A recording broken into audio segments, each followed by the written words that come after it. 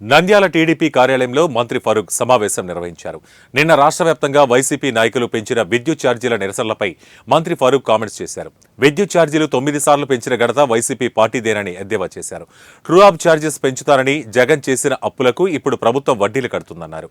True-up ఛార్జెస్పై 32,000 కోట్లు, వినియోగదారులపై 49,000 కోట్లు YCP ప్రభుత్వం అప్పు చేసిందన్నారు.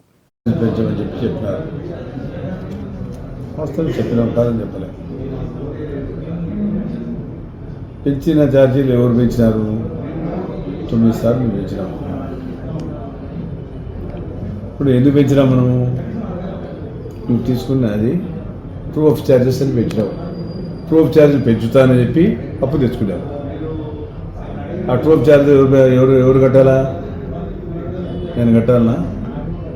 ఎవరు కట్టాలా? అసలు ఎవడు కట్టాలా? వడ్డీ ఎవడు కట్టాలా? ప్రజలకు ఏమో భారం వేసిపోతుంది.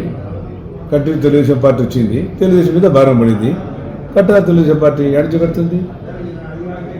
ఛార్జీలు పెంచినామా? నువ్వు పెంచిన దానికి నువ్వు తెచ్చుకునే దానికి అప్పు తీస్తారా?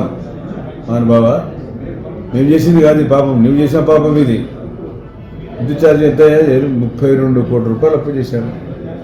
మళ్ళీ వినియోగదారుల మీద 49,000 కోట్లు ఎవడు పెంచినాడు?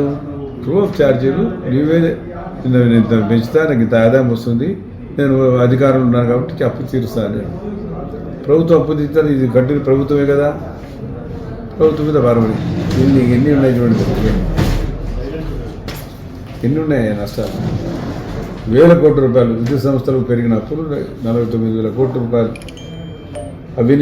జగన్ అవినీతి అసమర్థత 32,000 కోట్లు. కృష్ణపట్నం థర్మల్ ప్లాంట్ ఏర్పాటు కోసం 12,000 కోట్లు జాప్యం అయిపోయి 12,000 కోట్లు నష్టం. పోలవరం హైడ్రో ఎలక్ట్రికల్ ప్రాజెక్ట్ జాప్యంతో 4,737 కోట్లు నష్టం. ఏడాదికి 700 మెగావాట్ల సోలార్ పవర్కి నష్టం 3,850 కోట్ల రూపాయలు.